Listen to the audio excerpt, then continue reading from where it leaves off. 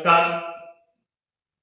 महात्मा बसवेश्वर यांच्या चरणी वंदन करतो आणि मी डॉक्टर हरीश विजय श्रीरामवर बधिकरण तज्ञ अमरावती माझी कविता शिक्षण ही सादर करतो. शिक्षण शिक्षण नाही फक्त उदर भरण, संस्कृतीचे करी जतन. करतो पठन व्यथा विषण, नाही चिंतन नाही नमन नाही वडन. फक्त शिक्षणाचे चित्रीकरण नव्हे जणू चीरहरण. संस्कृतीचे पतन, संस्काराची घसरण, कौशल्याचे दमन, भ्रष्टाचाराचे चलन.